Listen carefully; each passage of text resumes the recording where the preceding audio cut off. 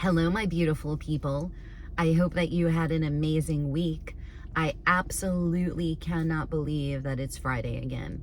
The time goes by so fast, and the older I get and the less time that I get with my kids, the more I realize that time goes by so incredibly fast. And I wish that there was a spiritual practice that I could do that would slow things down a little bit, but I'm not that good. So in the meantime, I'm really trying to enjoy every second and love whenever I can, and just wait until the next time.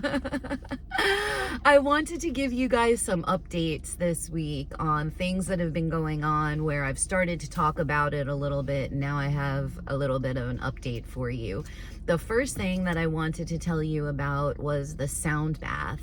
Last week, I had talked about how for the first time ever, I had done a sound bath and it really affected me in a very negative way. I had a tremendous amount of anxiety from it. And I couldn't really shake it because that's not something that typically happens to me. So I actually called Jeremy at Soulful Sounds, who does the sound bath, and I said to him, this is going to be a really interesting question for you, but I've been doing your sound baths for the last several weeks. And last week I had a very negative adverse reaction. Did you do anything different than you normally do? And pause, silence. And he said to me, you know what? I 100% did something different last week. And that's pretty incredible that you would even know that there was something different done. And then he proceeded to explain to me that in last week's sound bath, he was looking to try to bring out intention. And he was really looking to get to the root of some issues.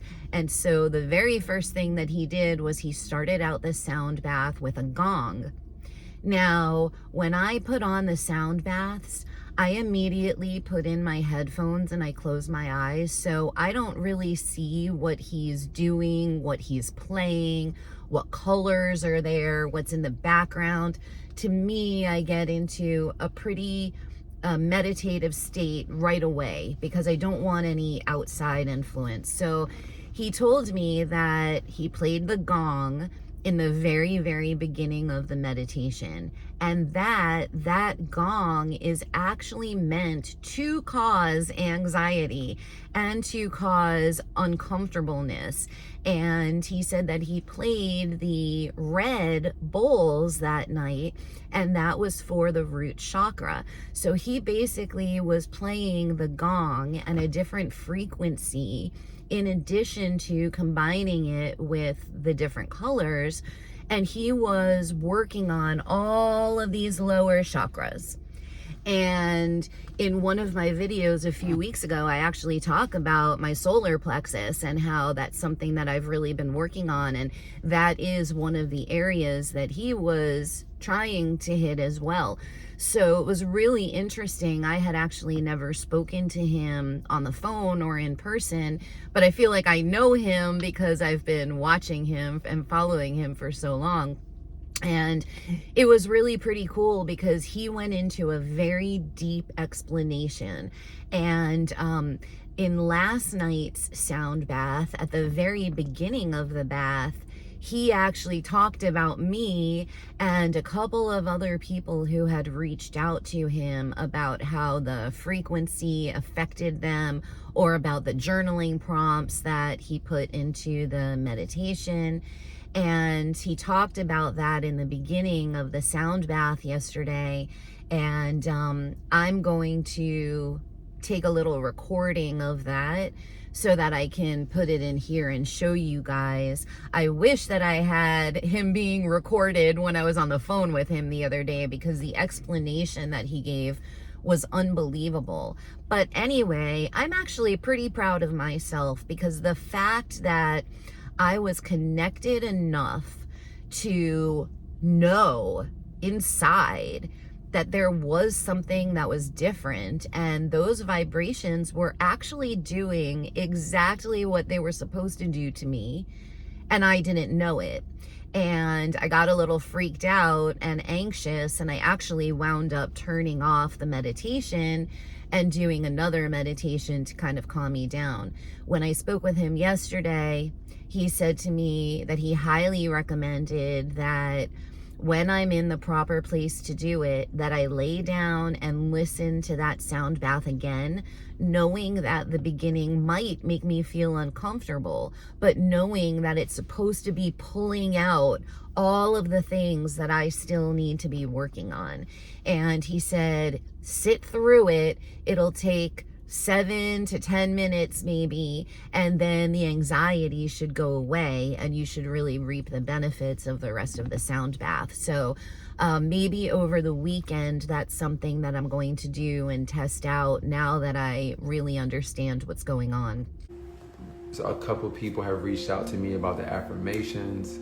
A couple of people have reached out to me about what they felt in the journeys that I have shared with everyone. So I don't know if anybody has been tapping in or not, but it's like, you know, all of the colors have changed, right? So, you know, last week was a little deeper. I don't know if anyone pays close attention to what I play and how I played it, but I've had some questions of people asking me about their feelings. So I'm going to start to break down just a little bit. I'm not going to be talking too long.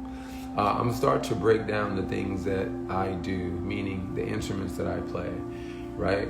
So if we know this or not, the gongs, I don't have her out here tonight, but last week I had gongs and I had drums. And with me having those two things, and I was in this, the root chakra. So I was clearing out some space in the root chakra, and I want us to know about where the gong resonates. The gong resonates right here in our womb space. So whenever we do hear gongs, like you heard last week, or if you go to a sound bath and you hear a gong and you may feel aggravated, or you may feel safe, you may feel warm, or, you know, you may start to create, you know, and that's only because the gong resonates right here. In one of the lower, as you already know, in one of the hardest spaces to lose weight is in our guts. We have a lot of stored and trapped trauma, in that space. So if you had a hard time sleeping last week, or if you couldn't connect deep last week, or it got too deep and gave you anxiety or what have you, breathe into that space. This Wednesday night, I did the sound bath, and that was after I had spoken to him about last week's meditation. And this week was absolutely beautiful. It was blissful. He had water sounds in the background, and I happen to connect very much with water. And he had water in the background. He had some very beautiful, sounded like a xylophone and maybe some bells. And it was really beautiful. It was very peaceful. After I did the sound bath, and I really enjoyed it, I decided to use that sound bath as my meditation for the night. So I did my stretching, I did my journaling, and then I crawled into bed and I put the sound bath back on to do my meditation to. And something happened. I actually was feeling very creative. It wasn't the time of day that I was looking to feel creative because I really wanted to go to sleep, but my creativity was just flowing. And I have no idea when I did it or how I did it, but when I woke up this morning, I literally had like 4 pages of notes in my journal. So I assume that I woke up at different points throughout the night and I started taking notes. And the notes were good. They were strong. So that's making me feel pretty good right now. I think I'm going to continue to do that probably for another week or so and see if that makes any kind of difference for me. And if it does, then I might start doing the sound baths at night before I go to sleep instead of the typical meditation that I do. And I thought that that was interesting and wanted to let you know, because when I was actually in the sound bath in the evening, it was a wonderful experience, but there wasn't any creativity flowing from me, which led me to believe that that really wouldn't be the case when I did it at night. But when I did it at night before I went to sleep, my creative juices just woke up. So I thought that that was really interesting. So a couple of weeks ago, I talked to you about how I lost my mojo and I just couldn't find it, and that I was going to attempt to start to work out and to eat healthier and to see if that made a difference for me. So this week, I actually did 2 days of exercise. I know I need to do more, but at least it's a start.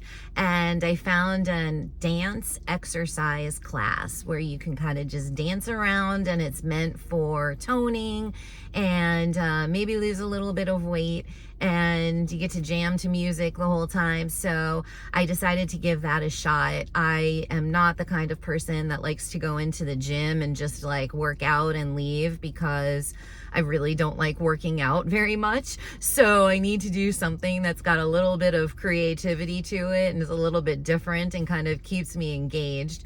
When I was younger, I actually used to box and I loved it. I boxed with, it was all women, although the gym had some pretty big boxers there. There were a couple of professional boxers. It was in South Florida, and it was an amazing experience for me, and I loved it. But I actually stopped because my arms and my legs got too big. I looked kind of like a bodybuilder, and that's not the way that I like my body to look. So that was actually the biggest reason why I stopped doing it. I love dancing, I love music, and I'm going to give this a shot and see how it goes for me. And hopefully I'll enjoy it enough to be able to stick to it and do at least 4 times a week. The other thing that I did was I've really been trying to eat pretty clean. I love sugar. I love sugar way too much. In fact, there's a video that I'm working on called Menopause or M&Ms because who knows which one is the reason that I can't lose weight, but it's probably the M&Ms. So this week I also started eating pretty clean, pretty healthy. I love to cook. We cook at the house a lot, and since I started working at this job, I really haven't been taking the time to cook nearly as much as I do. So I did a really nice food shopping. I bought a lot of vegetables and fruits and clean food, and I've been cooking more this week. And I can tell for certain that when I eat clean and I eat healthy, that it definitely makes a difference in the way that I'm feeling. So that's my update about my physical health. I'm going to continue to try to exercise as much as I can. I'm going to continue to try to eat healthy. And then I'm working on my creativity side of that mojo, and hopefully some of the things that I'm doing will start to come through with that as well. And I'll be on a great place the next time you see me.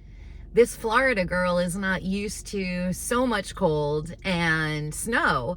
We had 2 snow days over the last couple of weeks, and when I grew up, we had hurricane days, but not snow days. So it's definitely a different and unique experience for me. It's absolutely beautiful, and it really is so, so pretty, but my blood does not like the cold, and I think that it became very apparent to me over the last few weeks that when I settle down, it needs to be in a warm place. So Maui,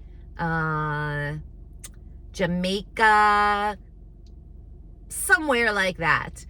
Just where is the most perfect place in the world to go? Tell me, drop me a comment below. A special shout out to my Poppy, my favorite daddy, who called me and told me that he saw my video last week and that he was proud of me because it looked like I bounced back from the week before, and I bounced back quickly. And I appreciate that, and I love you, and I'm almost there, Poppy. I hope that you guys have an amazing weekend. If you like the content that I have been putting out, then please like my videos and please subscribe to my channel if you haven't already. I hope you have an amazing weekend. I hope to connect with you soon. Bye.